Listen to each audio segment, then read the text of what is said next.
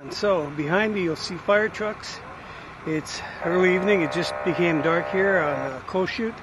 And if you're wondering what all the commotion was, well, somebody's burning trash. There's a fire ban in effect, but they're burning trash. They're right up against the side of the mountain here, and well, you know, it's that time of year. You shouldn't be doing that. It's pretty dry out there. But that's what it was, and the fire trucks got called out here. Somebody, I guess, called it in, said it smelled like burning plastic or whatever, and it was trash. That's what all the commotion is all about, and it's under control, and you don't have to worry about it. But hey, if it was one of those things that got out of control, there's a mountain right behind them, and Copper Ridge is right above them. Who's not using their head tonight?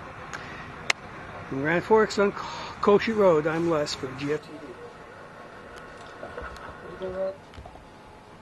So, the fire chief told me that there is an actual fire ban in effect, and I can understand it. It's been really dry, and the neighbor of these people was saying that the flames were 20 feet high at one point. He was kind of worried if things had leaped into his field, what would happen to his property.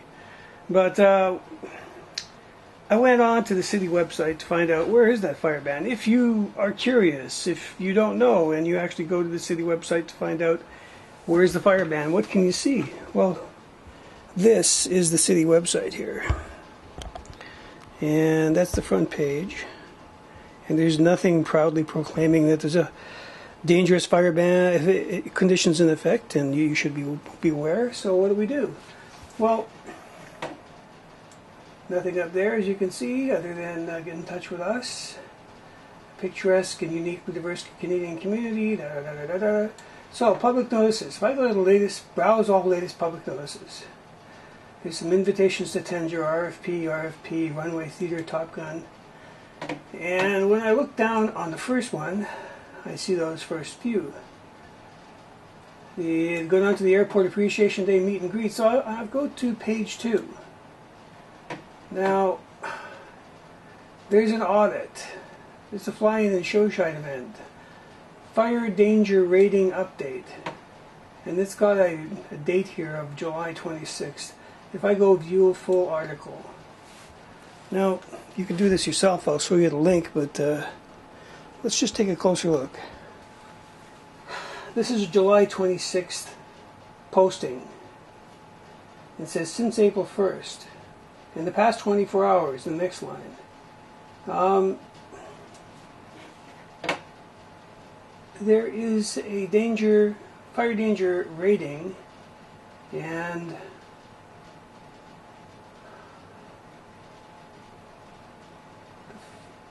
we need the public to respect and follow campfire regulations and the open fire prohibition, which went into effect July 8th. The fine for lighting, fueling, or using a campfire against regulation is $345. If a fire escapes, you may be held liable for all suppression costs. Well, there's the suppression costs, but there's also the costs of what happens to people and houses if your fire gets out of control and burns places down. Like, it's one thing if you're on a level plane and the wind is blowing away from you, you're okay. But if that fire, for instance, had gotten out of control and started to light up the trees on the slope behind the property, it would have gone right up the side of the hill, and there's properties up there. People live up there. But I actually had this search on the city's website, and that's what my post news piece is really trying to get at, is that there's nothing right there saying there's a ban in effect that you can clearly see. And if you're not going to find it there, which is the city's own website, how many places are you going to go to look before you decide, well, I don't see any clear thing, maybe I'll just try a burning barrel in my backyard, or maybe I'll just burn the trash, or I'll burn the leaves, or whatever it is. This is a bad time of year for that. Maybe the city could look into making that a bit clearer, because not everybody reads those newsletters that get sent out.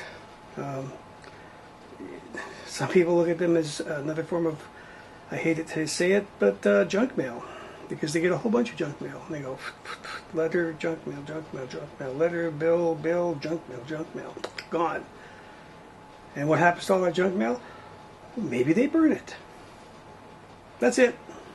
Don't burn your stuff. Recycle it.